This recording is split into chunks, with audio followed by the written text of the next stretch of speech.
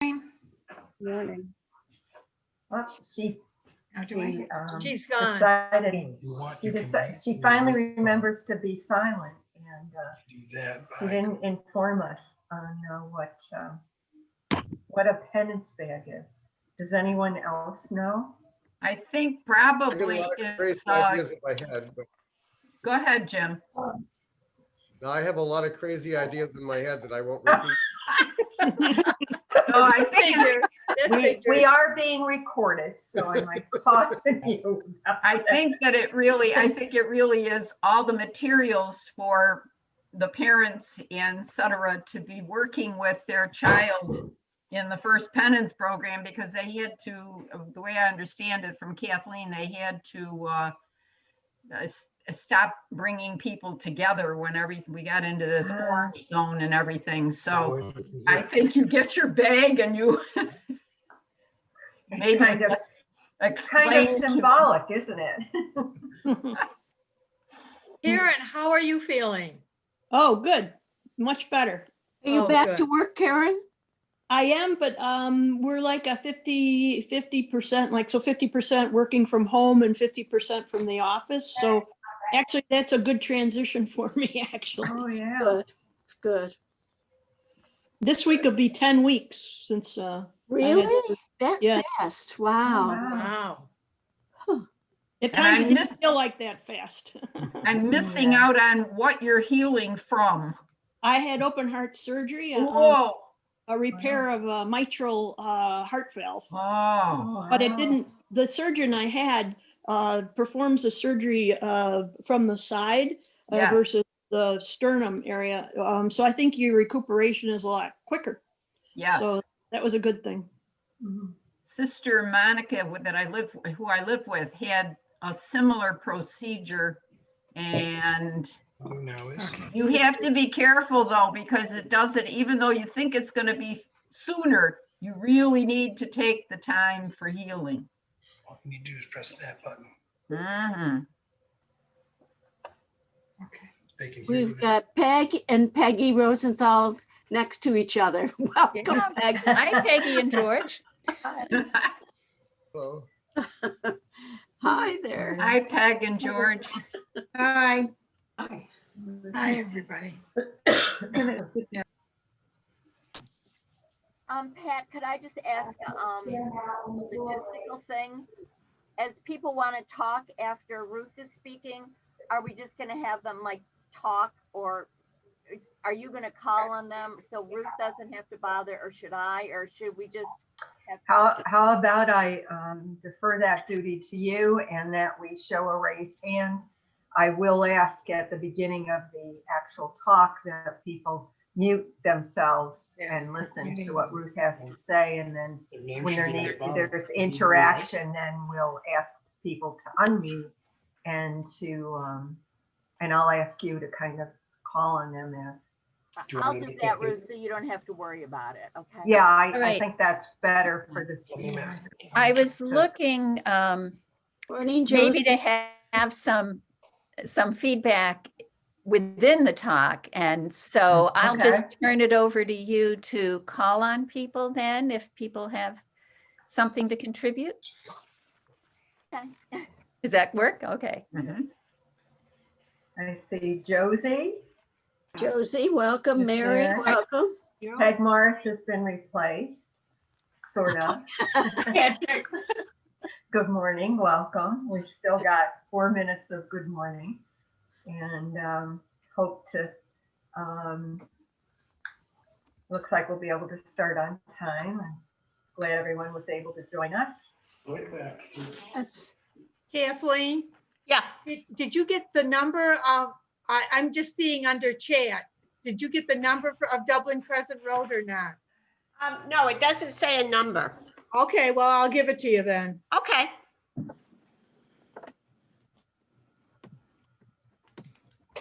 we have a little bit of time. I want to share my latest grandson with you all. Oh, Oh, Here he is with his mom.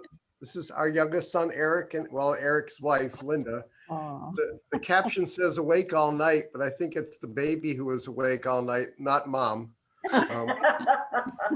Maybe the mom too. Oh, beautiful. When was the baby born? On the 8th. Nice. What's his name, Jim? His name is James. Ah, Oh, But very he lives nice. in Portland, Oregon, which is a long way away. yes. yes. That's Yeah. great. Oh, that's a cute Congratulations. picture. Yeah, the family is all doing well. And it's, you Good. know, Very good. Did you get it now, Kathleen? No. I just sent it. Oh, Did you hit enter? yep, I did.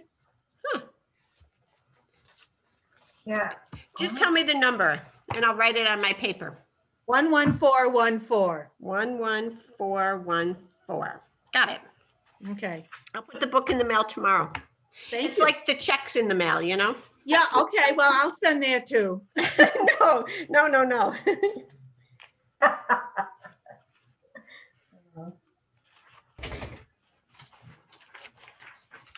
Kathleen, I'll mute myself after I introduce Ruth. Is that what you're gonna do? Are you gonna mute everyone or are we gonna mute ourselves? Everybody mutes themselves, I think. Well, we have one more minute, so I'll show a picture of my newest grandson. He's much older than Jim. This is Avery Jeffrey. He's 3 months old, Oh, and he's in California, and I haven't been able to meet him, but oh. he's pretty cute, I think. When was he Anyway, born? October 16th. Oh, nice. Yeah, to Jeremy, my youngest, Yeah, his first. that's great. So that So there now is you're up joy to in you're up to 4 kids, grandchildren? 4 grandchildren. Wow. And how many for the Hardys? 4. Oh, He's got perfect. 4 also. Yeah. Good. Hi, Mary. Josie? Where are you? muted because Good I'm morning. muted, you know. Hi, Mary. Hello, good to see you all. Hey, Mary, I just Hi, saw Jo- that you were there. Kind of trying to pay attention to the time, which it appears it is actually noon, and I want to welcome everyone to this VOW presentation and remind you that VOW's mission is called to inspire voices of women in the church. And we've been in existence, I think, 6 years now, and have had some wonderful presentations and continue to look forward to presentations. I want to announce that February 28th, we will be asking VOW members to gather and discuss the book, I Heard God Laugh, Matthew Kelly's book. And then I'm going to invite someone, of course it comes off backwards, doesn't it? And I'm going to invite a member of VOW to lead our discussion about prayer and I Heard God Laugh. At this time, I'll turn it over for introduction by Suzanne. I'd ask everyone who is not speaking to please mute in case there's some outside noise. Well, I always enjoy the sound of children's laughter and barking dogs. Yes. It does tend to interrupt the flow of the meeting, so if you'd be so kind as to mute. Thank you. And Ruth, it's great to see you again. It's great. I can't resist the temptation of mentioning that I met Ruth when I was working for the Catholic Diocese. Ruth, it had to be 24 years ago. It was Yep. 97, I think. Yeah, And there 22 was or our 23. office up there, Yeah. yeah. And Yeah.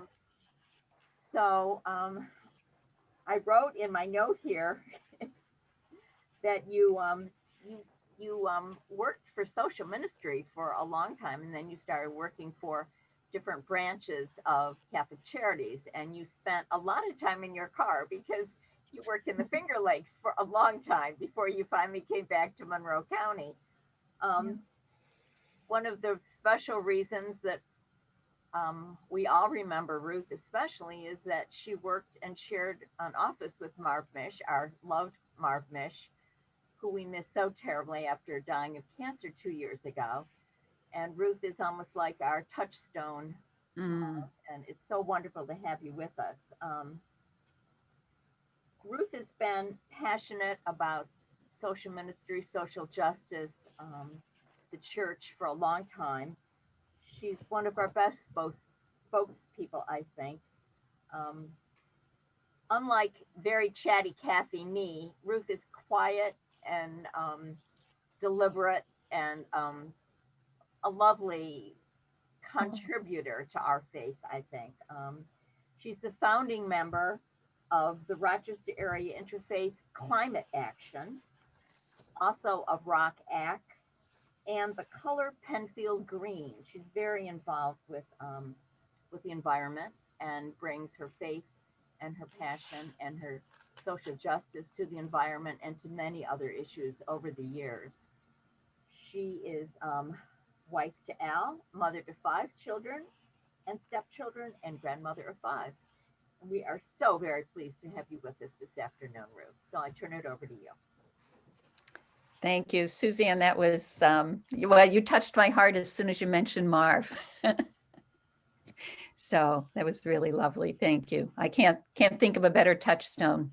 It was an honor to work with him for those last 7 years of my career with Catholic Charities when I was at Catholic Family Center. So yeah, it was a gift, such a blessing.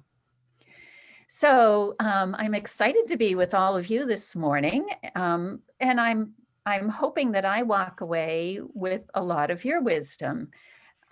You know, I'm hoping that I open some doors to your own thoughts that then can be expressed and we can share at different places here. You know, when I was invited to do this, I took a look at the day's readings, and I never really got past Jonah because I thought, well, Jonah, that's where we are right now. Wouldn't you say, with this pandemic? And it just feels like here we are stuck in the belly of this whale. And what do we do with it? So what do we do with it? So I'd like to look at it really from 2 perspectives. One, a personal perspective. So how do we use that as a gift, that whole personal experience of being in the belly of the whale? And then how do we use that out in the world? Because I think for so many people today, with our world, with its constant messages and news constantly changing and constantly being updated and being fed to us to affirm and resonate with our preconceived notions, that people often avoid that step of stepping back and really taking on a new perspective, looking deeply before they react, before they respond to the really important issues of the day. So those are the 2 aspects that I'd like to take. But one thing I noticed this morning when I was listening to the readings, I recalled that this morning's little passage from Jonah really starts after the real story. You know, the story almost starts over again. So initially, the book of Jonah starts out where God's calling Jonah to save the people in the great city of Nineveh. It's a huge city, but it's part of the Syrian Empire, the hated Syrian Empire, the folks who have conquered the Israelites in the past. Jonah wants no part of it. He does not want to respond to this. So he responds by trying to get as far away from Nineveh and as far away from God as he possibly can. He's not listening. He's saying, no, no, no, no, no. This is how I feel. You know, we're a great people. You've chosen us, God. Why should you care about them? And why should I care about them? There's this nationalism now. They're no longer under the control of the Syrians, but, you know, they're carrying that resentment and that anger. So there's a great nationalism within the Israelites, and heck with them. You're our God.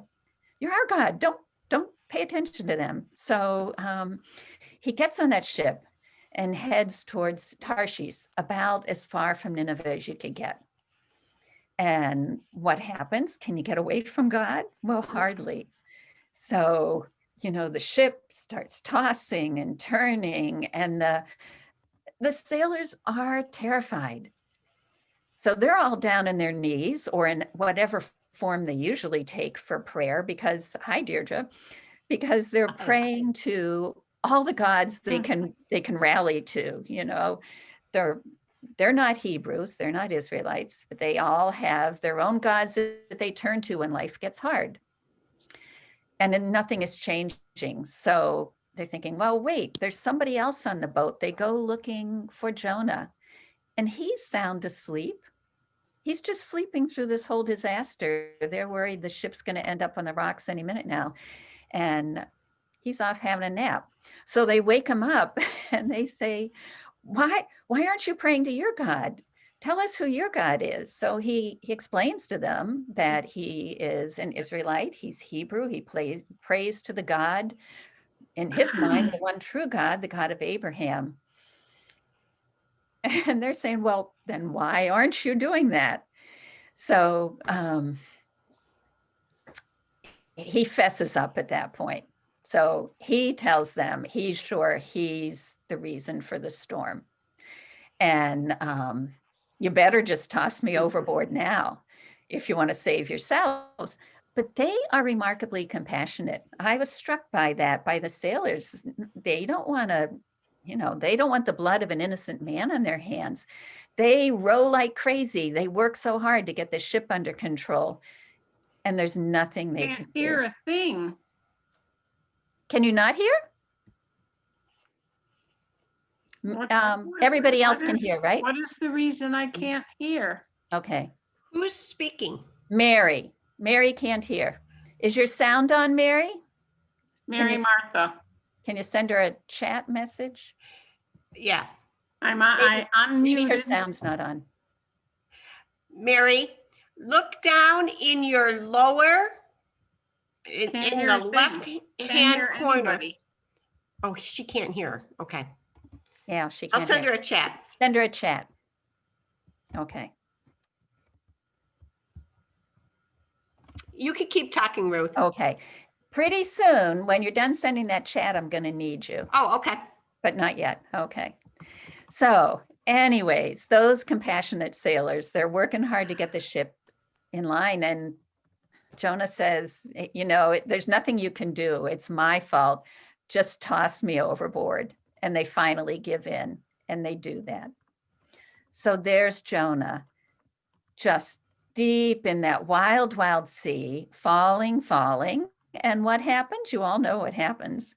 He gets swallowed by a huge fish, often pictured as a whale. We know a whale's not a fish, but you know, whatever it was, there he goes.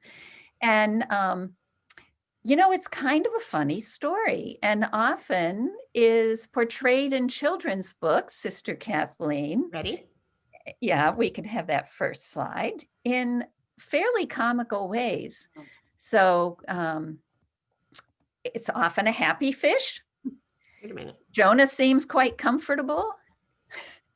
Okay, He hold is on. praying some of the time, but other time he's just, you know, sort of in his little undersea bubble, as happy as could be. It's not a story that we seem to take seriously because it's almost told with a comic element.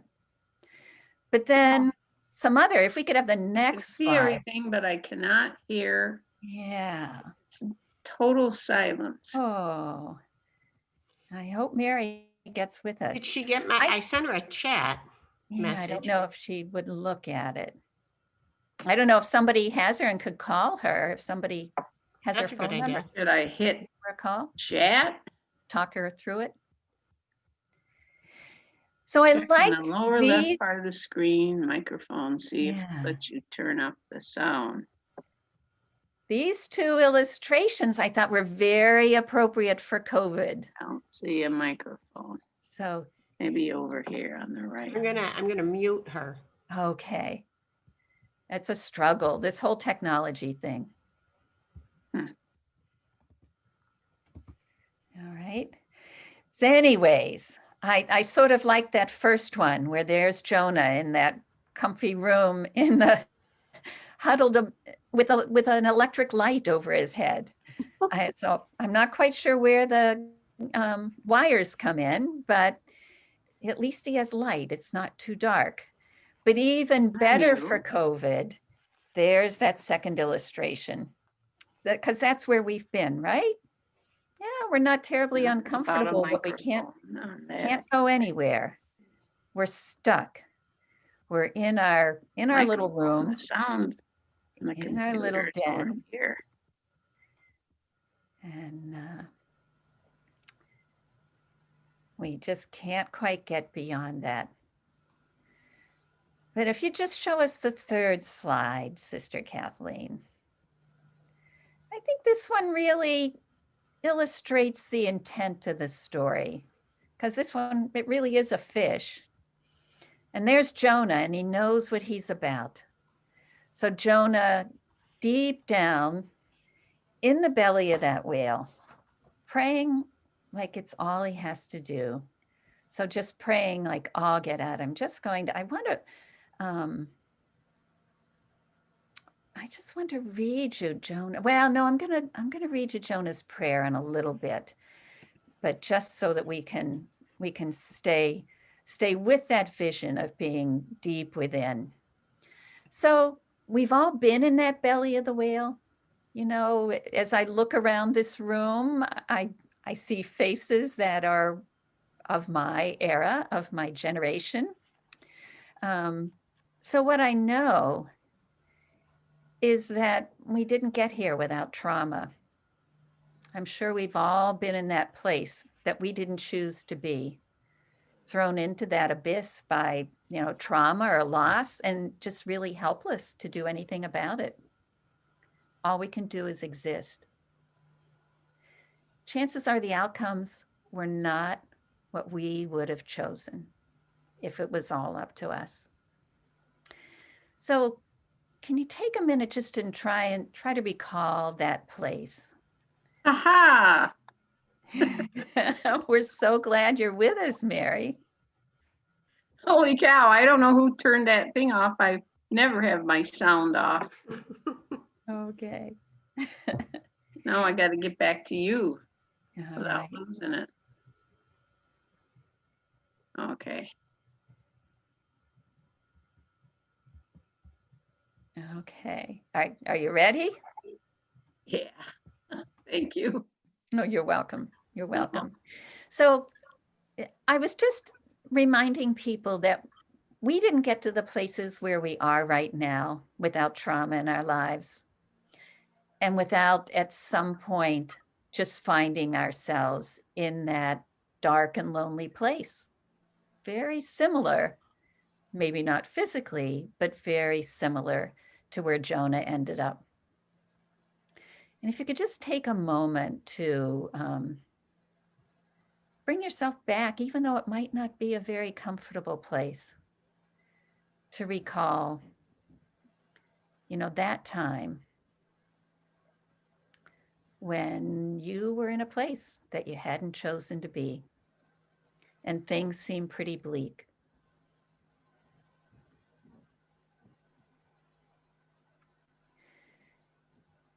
But then to take that place and move it forward a little bit, shift it on to when all that pain and suffering became peace. It might not have gone away. There might have still been plenty of pain. There still might have been plenty of suffering. But at some point, there was a shift. And we came to peace in that place.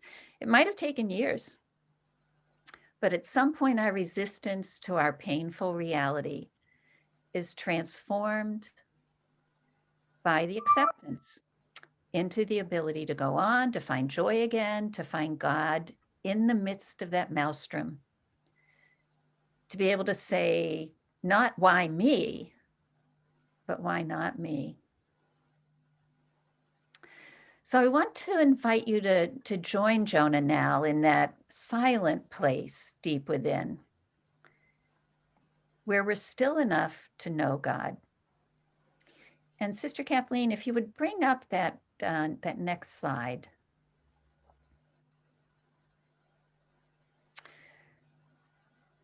So maybe that place might look a little bit like this. warm and dark. Or maybe there's another place, a deep within dark place, but not uncomfortable where you can go. And if you take that vision with you as you close your eyes and get rooted pretty firmly and comfortably in the place where you are, take a deep breath and then let it go, release it. And then another, breathing really into the deepest recesses of your lungs, oxygen flowing to your heart and every cell of your body and out. And then once again, breathing slowly and deeply, then release and stay for a moment in that very warm, dark, deep place and just be present to it. And I'm going to be quiet for a minute.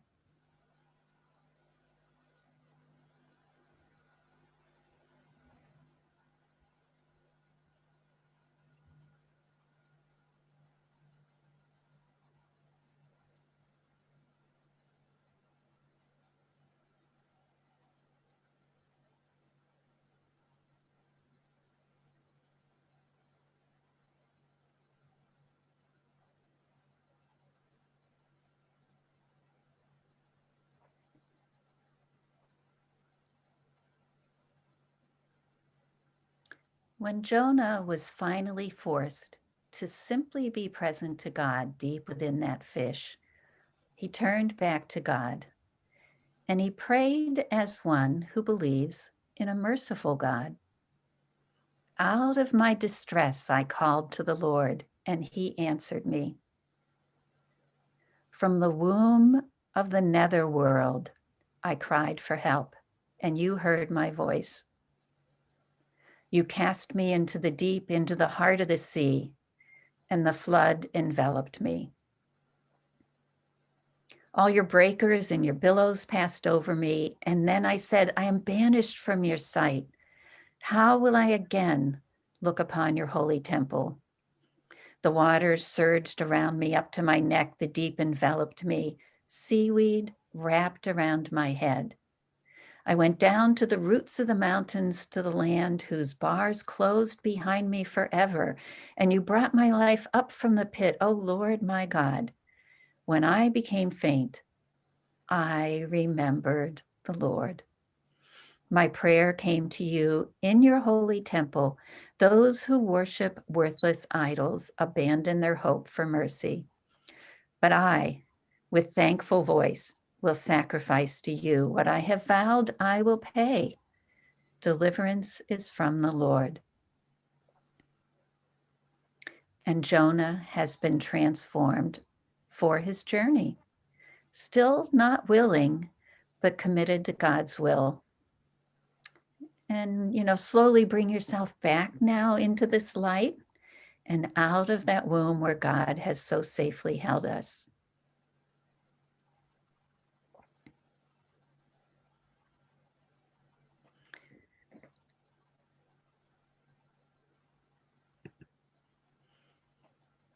Now, we know that Jonah still wasn't happy about what he had to do. But that's when the story picks up with this morning's reading. God called him and he responded and he said yes. And he did what he does best. He was a prophet. He went out through the city of Nineveh, and the response to people was they heard his voice.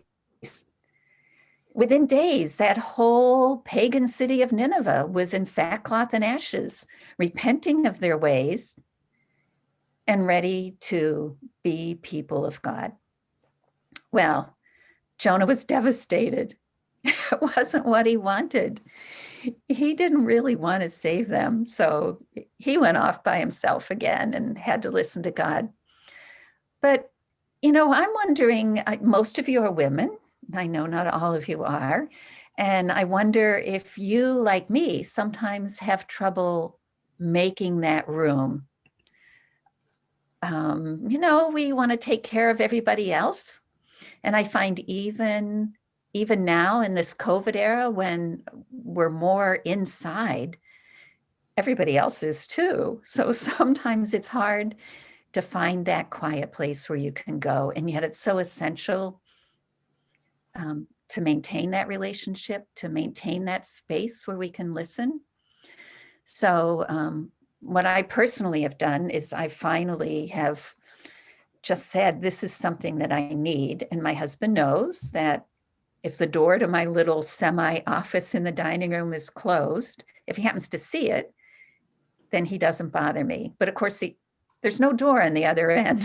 So if I don't actually physically go and tell him that I'm closing myself in, I really can't find that time. So I'm wondering how all of you, we could go away from the screen sharing right now so we could see it. Yeah, there we go.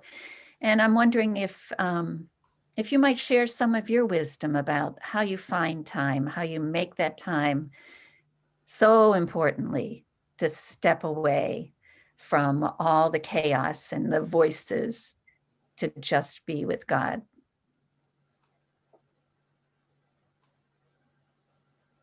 Anyone?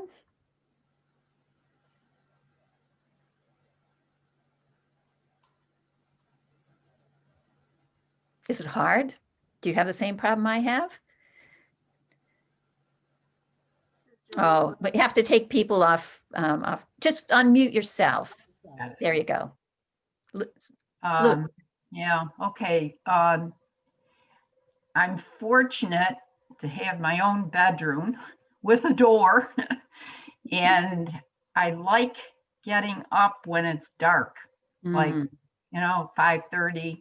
It depends on when the season is, but that first hour or so is just really quiet time for me before I get into the to-do list and all the different things coming at us on the phone or email or whatever. So I really treasure that quiet before really most everybody else in the house is not even up yet.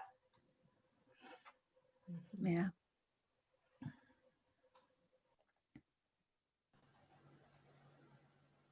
I find that, I'm No, we hear you, Suzanne. I find that I'm using Zoom almost as a refuge, almost sometimes just, I do it in a very small, dark office. I have sunlight right now, but it's usually very dark in here. It's hard to, and it's very private. So I can kind of move in and out of the screen. I look forward. I only do about 3 a week, but I find that they're extremely peaceful to me. And I guess if I'm at a meeting, I feel that I have to be jibber jabbering constantly. As all of you who know me know, that's what I'm like. I jibber, jibber, jibber. And in Zoom, I have permission not to gibber. And in Zoom, I also have permission to turn off the screen. Even with a book club, you can always say, I have a problem, I'm going. So it's funny how I've used this as a refuge, using your computer, but not email and not rolling screen, but just quiet. Everyone right now, I look at now is everyone is quiet and still. And it's very different than being in a meeting when people are getting their coffee and getting their snack and whatever. So that's one thing I tried to do.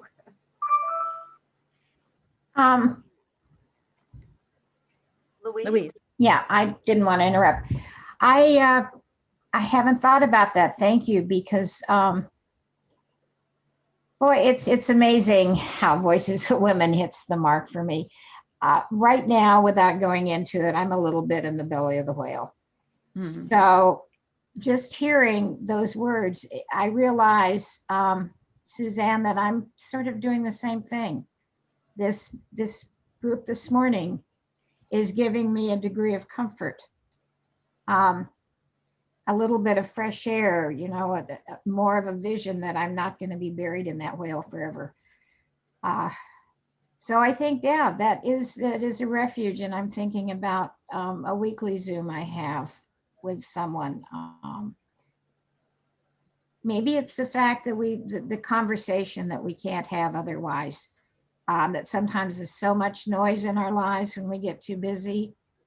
And now, because we can't be busy, that little bit of human contact, even through the computer, becomes that much more precious, that much more an extension, especially when it's a spiritual person. You hear God coming through. So it's opened my eyes. I now know a new refuge. Thank you.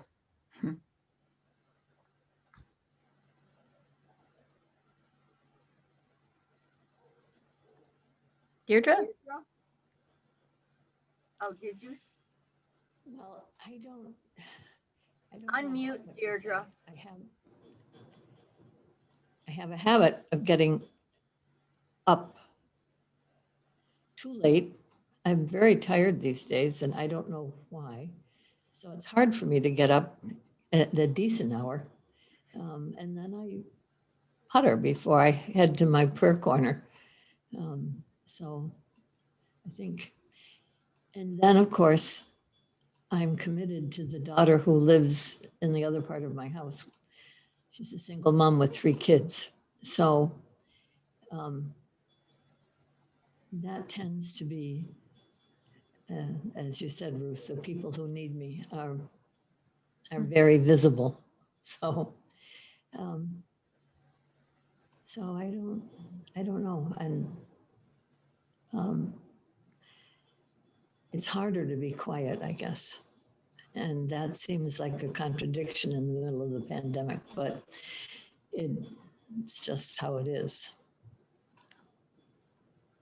Quieted some of the work you do. So. Oh.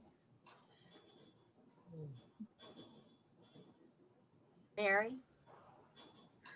I was gonna. Oh, I mean, this Mary first. Which Mary do you mean? I'm Mary Martha. Which one does she Mary want? Martha first.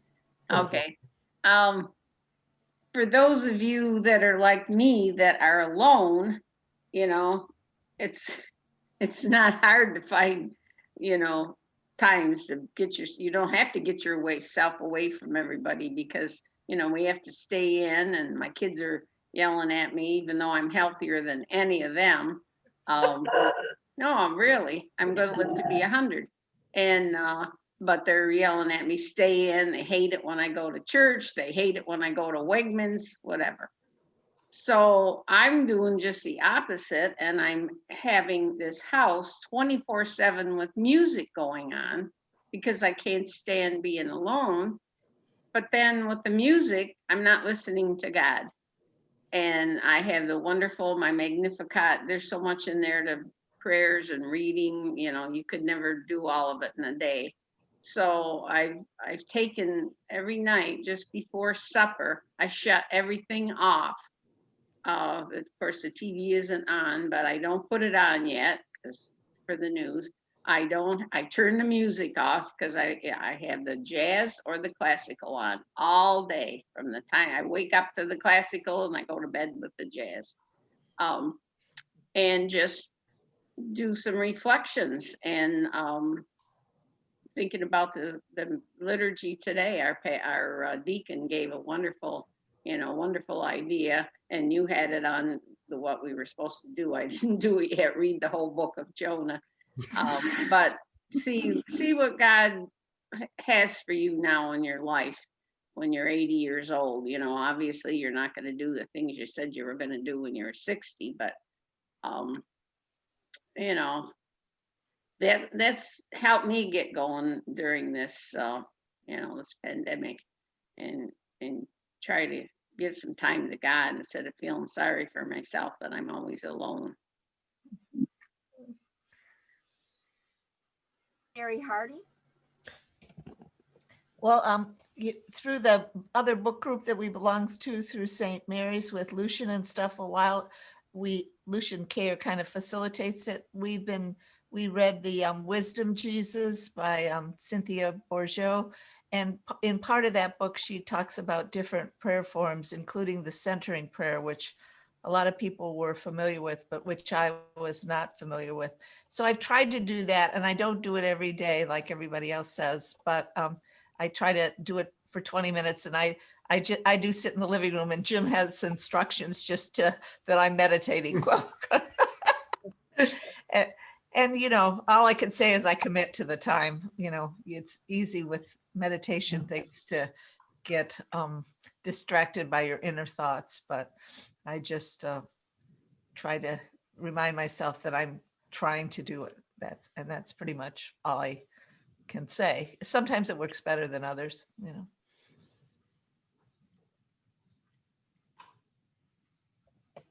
Anybody else want to throw in their challenge or their thought about what works for them? I use the Canadian Missalette, so that I have the whole the mass readings, but also like opening and closing prayers. And I love it. It's called Living with Christ. And then also Richard Rohr's daily meditations that you can get online. Those are Deirdre, you thought-provoking. fade a little in and out. Try to speak a little louder when you talk. Oh, I'm For me, sorry. you're It's fading. this darn new computer, which cut out on me a little while ago, and I had to check back in. Now you're much better. I don't. Anyway, I was saying the missalette from the Canadian bishops called Living with Christ is something that I use every day. And also Richard Rohr's online meditations. And the Ignatian, there's an Ignatian blog as well that have good things to think about. Barbara?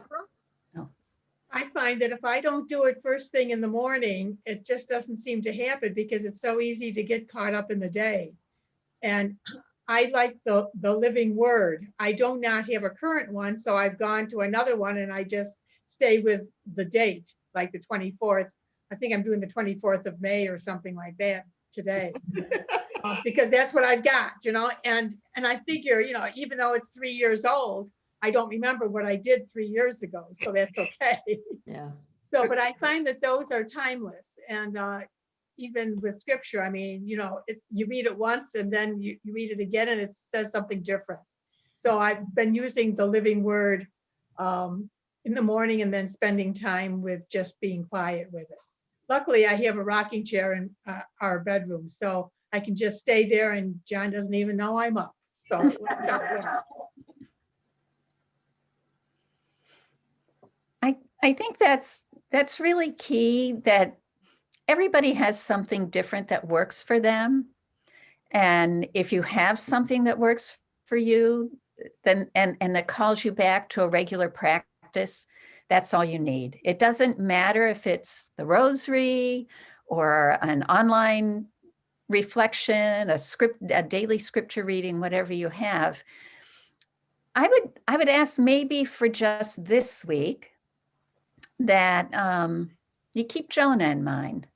And within whatever practice that you use, you try to make a minute or two for just silence.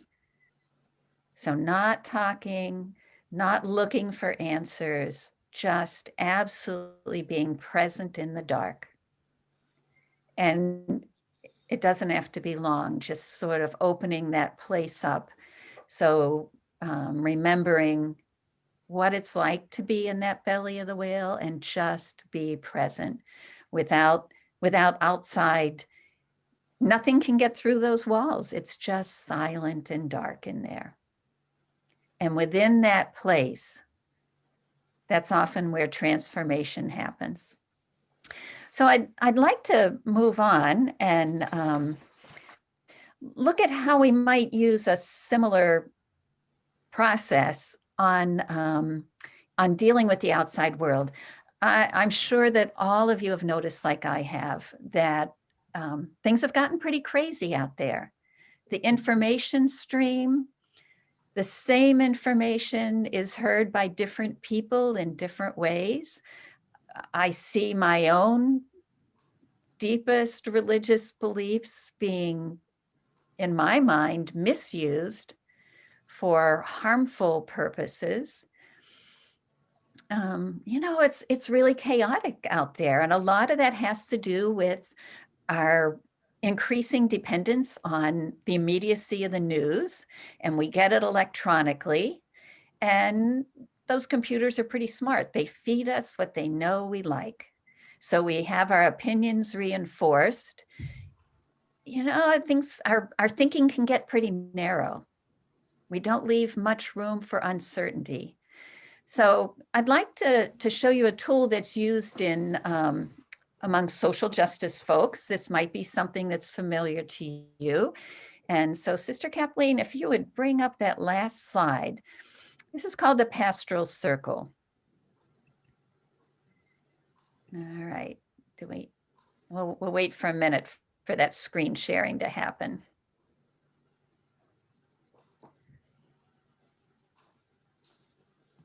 Here it comes. All right. Okay, so you can see it's a circle. The experience part is red because that's usually where we start, but because it's a circle, there's no one place to start. And it's continuous. You never really get off of it. You just find yourself in different places on it. So those 4 steps, and sometimes they show 5, but I like this one. It's simple. We take an experience that we have, and that experience makes us aware of some challenge or injustice. And then we take it to that experience of reflection that we were just talking about, usually with some input. So theological reflection, we take that experience to God. And then we move beyond that and try to learn as much about the issue as we can. So where did this come from? Why are things the way they are? So what are the signs of our times? What do we see going on in our world? What do we see that shouldn't be that way, that doesn't fit with how God envisions the world to work? What are the root causes? What's the history of this? What are the forces right now that have power over this issue that are keeping it from changing into a more just system? And then finally, well, how am I called to act? And we're all called to act in some way, even in our advanced years as we are. We're called to act in different ways, but we're all called to act. So I want to look at it through, so as Suzanne mentioned, when I retired, I really was committed to working on issues around climate change, just because I see it as the most pressing issue of our time. I'm deeply, deeply concerned about the world that we're leaving for our children and our grandchildren. And I really feel obligated to do my part. I don't want them looking back and saying, hey, grandma didn't care. Mom didn't care. She didn't care about us. I really wanted to have whatever impact I could have to move us forward, to move us towards change, to move us towards sustainability. But that's not what I'm talking about this morning, because in the midst of that, all these horrible videos started to show up. All these horrible videos that made it impossible to turn away from the fact that African American men and women were being killed, usually by police, or terribly abused in situations that would not have threatened a person who looked like me, a person who was white. And it troubled me. And when something troubles, that's a sign that God is working on us, and we need to pay more attention. I had done plenty of work around the issue of race through the years, because we all have work to do. I was very aware that I grew up in a very limited view of what it was like to be a person of color in our world. I did not have much interaction with people of color. I lived in a protective little Catholic white world. So, and if you're of the age I am or thereabouts, we also received so many messages from the world that said people of color were frightening or not deserving of our care, or, you know, that there was some reason that the situation that they were in was their fault, not ours. It wasn't on our radar screen that it was something we needed to fix. So, and didn't it get fixed after Martin Luther King, right? We had civil rights. By law, you can't discriminate. Isn't everything better? Well, clearly it's not. So I really was drawn into this and drawn into reflection and where I needed to go. So I'll just tell you where I found myself, which was interesting because here we were in the midst of COVID, and I'm 70, my husband's 80. We'd been doing all that you are doing, staying in our protected bubbles, and I'm seeing what's going on. And, you know, I'm a person that in the past has participated in protests. But how do you participate in protests when you have no control over who's around you and who's wearing masks and how close they're going to get? And I stayed home until I began to hear about the call for elders and allies, and ended up going down to Doopsy down the street from St. Mary's there when Reverend Myra Brown called together older people. And it was pretty scary, but I found myself in that place of peace. I didn't necessarily want to do it, but I found myself in that place of peace after being in that belly of the whale and being called down to there. And all the nights before, things have been really violent and chaotic. And I found myself wondering, well, what does it feel like to get hit by a pepper ball? What does it feel like to be sprayed with, you know, gas and have my eyes burning? And yet I was still in a place of peace as I found myself downtown. And remarkable thing. It was an evening of peace. It was an evening of peace. And it was an evening of peace because people wanted it to be, because people on both sides wanted it to be.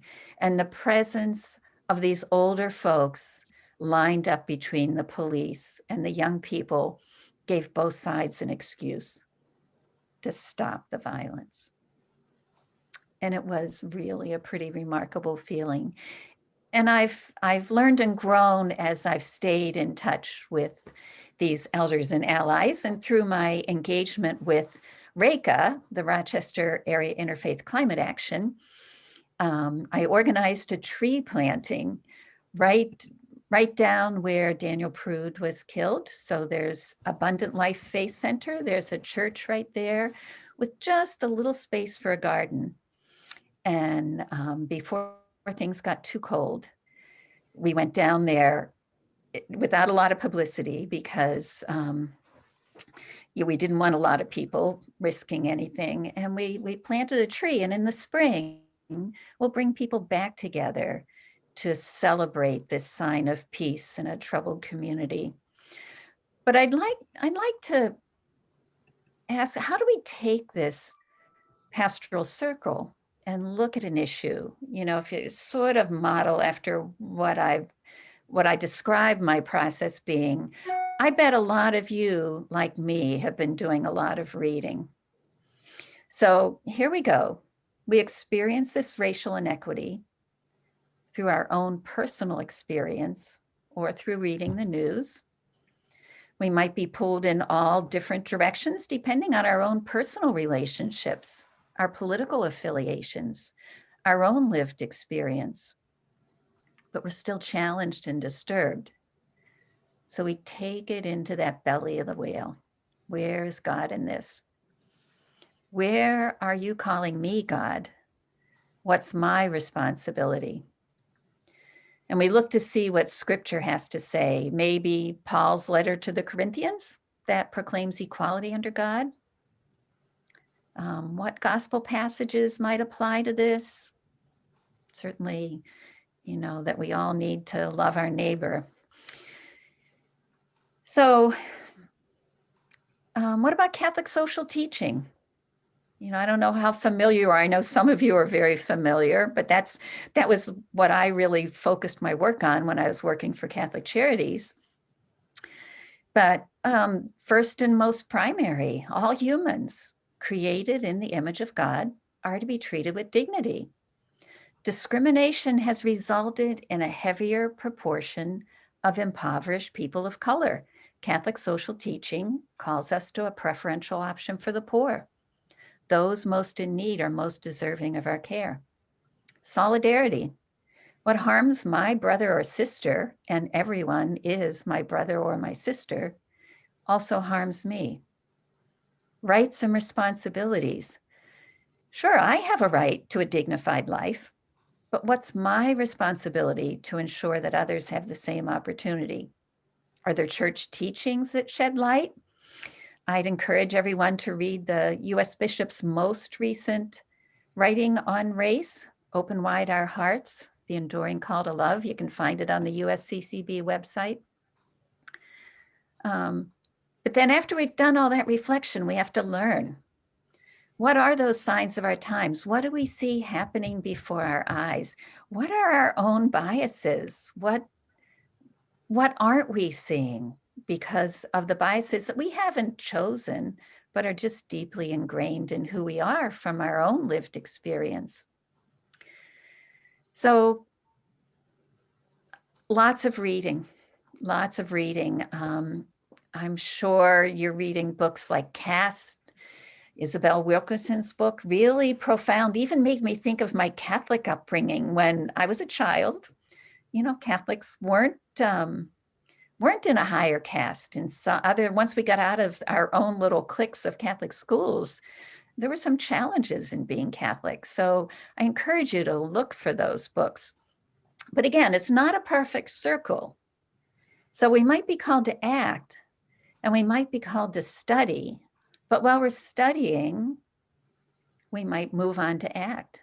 And while we're reading Ken Dee's How to Be an Anti-Racist, well, then we might begin to have conversations with other people or get a little braver about interrupting racist or sexist jokes. We notice our own doubts, remember something from our childhood, and we take it back to silence with God. So it's not a perfect circle, but we're always someplace on it. The more we understand and the better we're able to move forward and be effective and create change. It might just happen within your own little circle. That might be the place where God's calling you to be. And then that grandchild recognizes that their grandmother has said something important, and that empowers them to be maybe a bigger change than we can be. So even as that change happens, we become more deeply involved in the lives of people who are affected by racism. That might move us to work for housing justice, better schools, childcare, sign a petition, and then start that circle again. So we can choose to be like that very human Jonah and cover our ears, avert our eyes, run as far as we can, but it's not really going to save us. Injustice impacts all of our lives.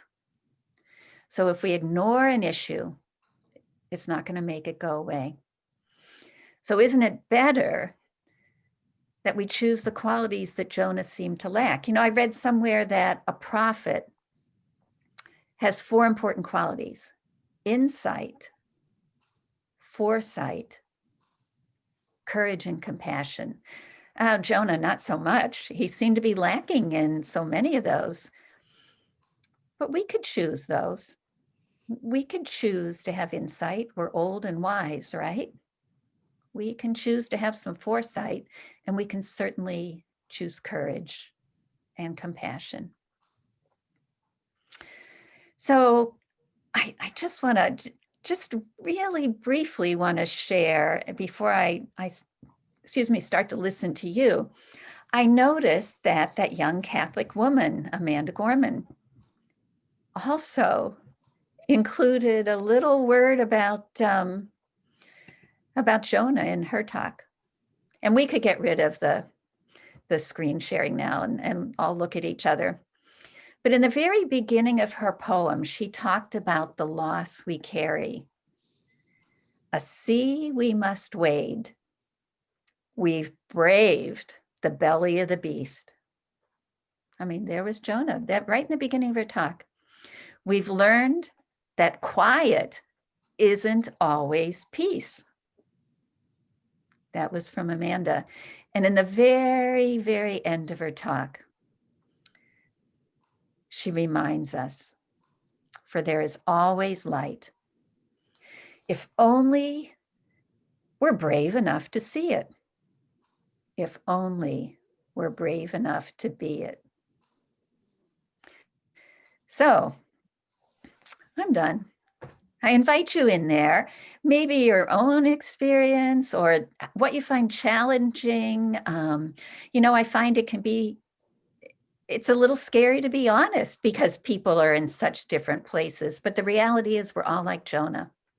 We're all struggling and we're all a little afraid. So to be human, I think he's the best example of just being human. Kathleen. Unmute yourself. Yep. That's exactly what I thought, that one image of Jonah in the whale with the light coming down. That even in the midst of the struggle, the darkness, in the whale's belly, if we're brave enough to see it, God's light is there. Yeah. We don't know how, and will that then propel us forward? I thought that was a really great image. Even though we don't understand it, how did that electrical cord get there? But that's not the important part. How are we open to the light? Yeah.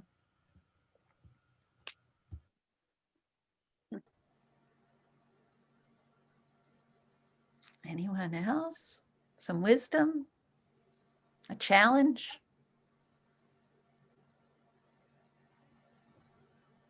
This really is not directly in response to your circle or to what you were saying, Ruth. I'm sorry, but I think one of the points of the story is that Jonah was actually outraged that God would forgive people that weren't like him.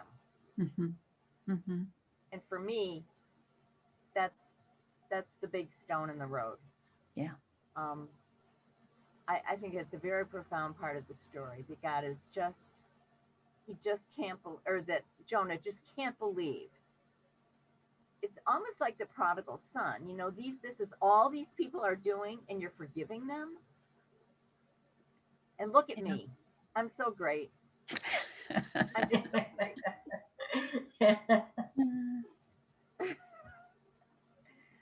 or not, but I think that's a hard part of the story to absorb. I was reading it from an ancient, my grandmother, and Michael's mother is Jewish, and she gave me these books every year while we were first married, and this is all Jewish commentary. And the one is that the author could have gone on and on explaining the story, but stopped before explaining the story, so we would all explain the story. I'm so glad you chose it. Yeah, there was a lot left out. That's one thing I really noticed. It's a very a lot of details gone. Yeah, it was curious what our church chose to include. Yeah. Anyone?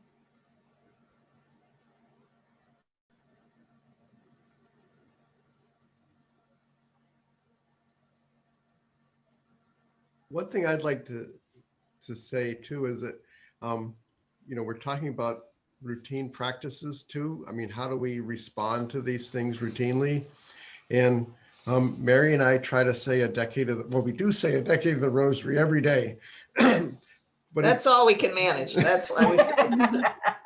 But and there were times when we just barely managed that, but I think the constancy of the effort is important.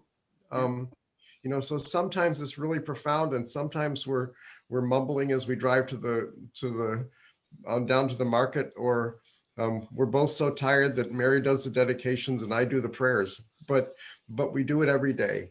And I think you don't have to be successful. You just have to keep trudging forward. I'll also say that in front of our house, and this is not me, this is Jim, but we have, they have those Black Lives Matter signs. Well, Jim got out the whole kit and caboodle, all the different options that were available. So he changes the sign in front of our house every week or two. And we're in front of, people walk by our house a lot. And we have gotten comments on the signs. And I feel like because it changes from time to time, it gives people the opportunity to reflect on different parts of that message. I guess I would say it's for what it's worth, for what it's worth. I just have to say hi, Rose. It's very good to see you down there. You saw me. I forgot. Suzanne, I think Deirdre has her hand raised, or is that by accident? That's by accident. Okay. Anyone else who would like to make any comments before we? I was struck by a lot through this presentation. Really appreciate it, Ruth. And I think about all the issues facing us: climate, racism, and I constantly try to read. I think it's really important to share what we're reading and what we're learning. Most of you know, I used to be a judge, a criminal court judge for a long time. And we always were conscious of the race issues. The action wasn't always what it could have been or should have been. But I'm even learning more as I step away. And people need to hear it, and they need to hear it from all of us. And that's the little piece of action that we can do. Share a book we've read that enlightened us. Bendy's book is, of course, very good. Acho's book on how to have a difficult conversation with a Black person. Being aware of your surroundings and the participation of people of color. We've got a very white group here. What can we do to make it different? So that's my 2 cents. And a heartfelt thank you for the presentation and for everyone being present. You're welcome. And if you haven't read Isabel Wilkerson's Caste, it's very readable and I strongly recommend it. CASTE. It'll make you think about so many things. Isabel Wilkerson. I wrote it down. Yeah. Thank you. And I would, I recommend her, whoops, I changed my video. Her earlier book, about 10 years ago, it's called The Warmth of Other Suns. And it's a narrative, it's true, of the great migration of African Americans from the South to the North and West from World War II till the mid-60s or so. And she follows 3 people in particular, but she interviewed hundreds and hundreds for this book. And again, it's very readable. It's long, but worth every page. And and she actually introduces the term caste there. So she was first starting to think about it 10 years ago, and then wrote this whole book on it. So The Warmth of Other Suns. What is her last name? Wilkerson, excuse me, Wilkerson, and the first name is Isabel. Josie is showing the book. She happens to have it. Oh. There we go. Oh, yeah. Oh, okay. I'd just like to add a note about that book, Which Ruth, about caste. Yep. Yes, it's an extremely important book. And I'd just like to add a couple of observations about it to clarify why I think it's so important.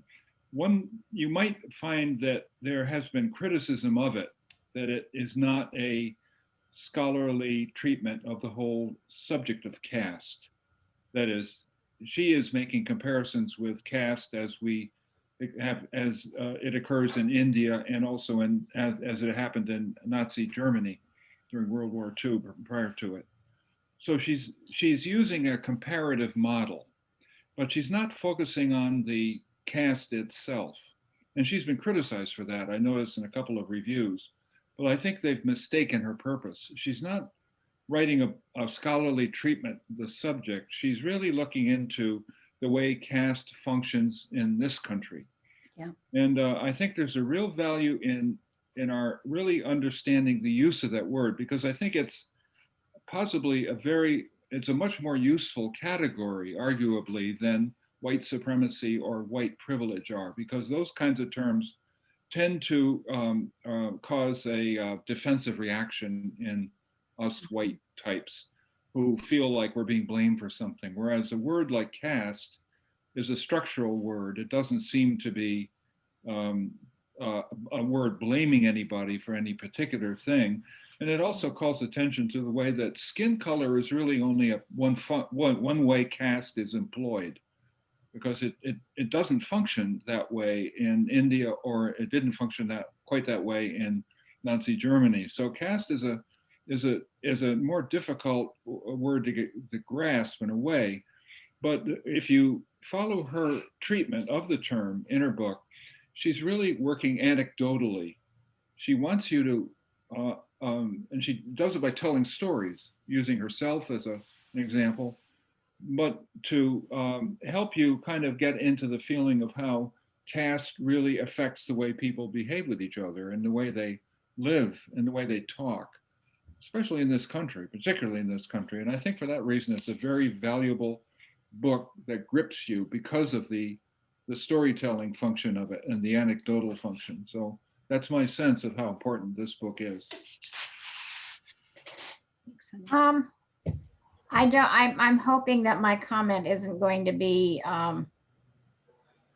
non-applicable. I haven't read the book, so I don't know. But when you were just talking about the word caste, I think it's one of those things that we,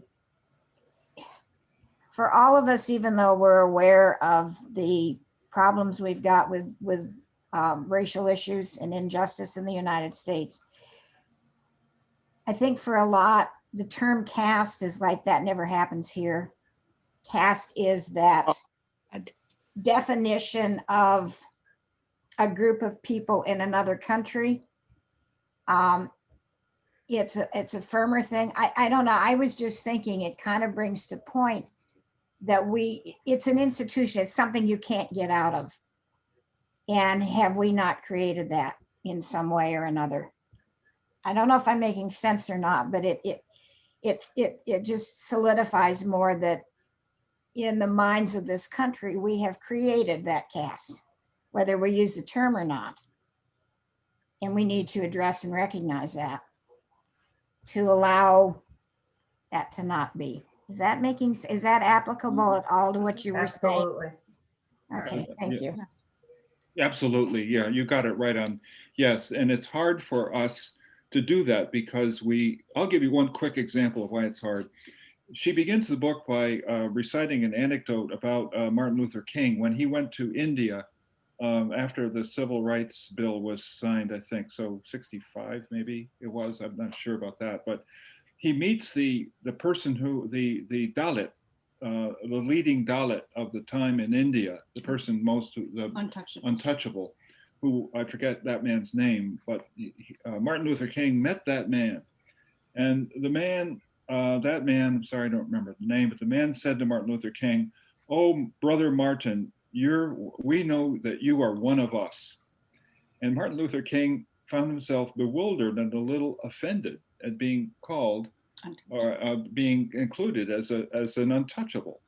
And then it struck him that, yes, that's exactly what he was and what he had been turned into by color race, by racism.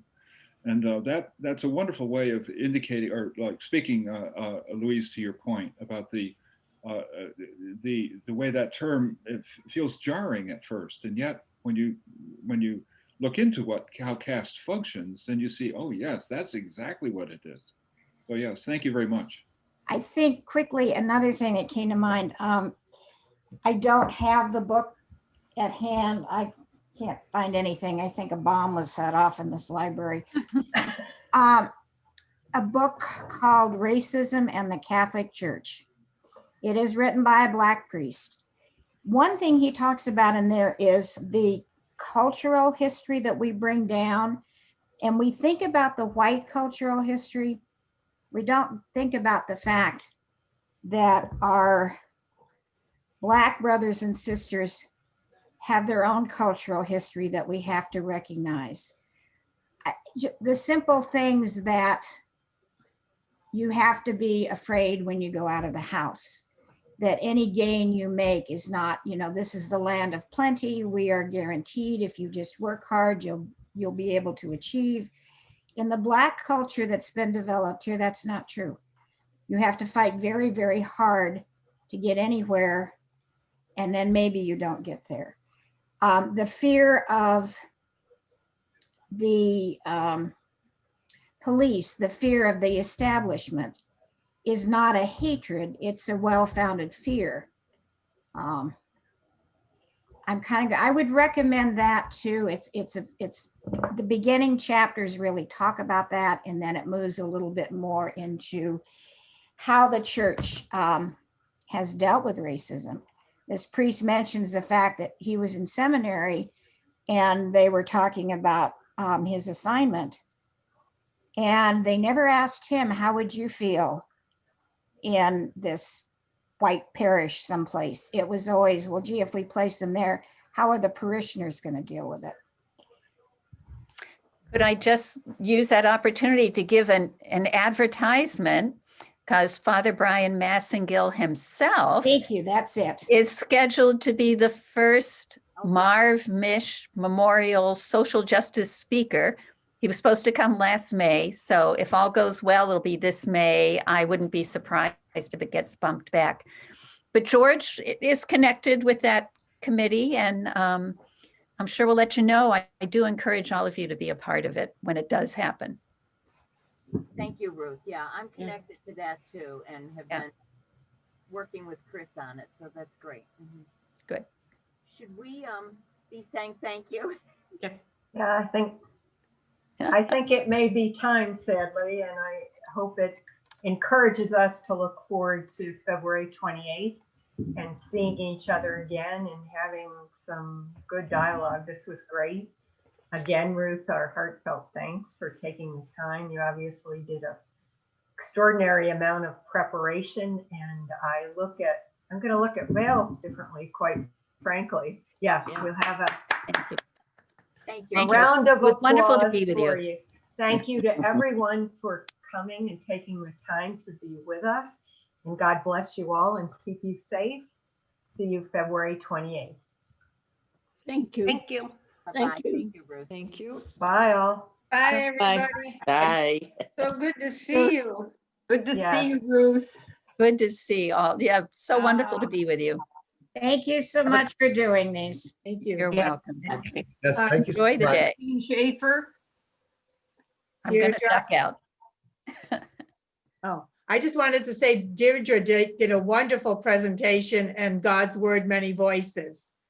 And Thank which you. is the homily this past today was just marvelous. John and I both we recommended it to other people also and sent it to them. Thank you. Yeah.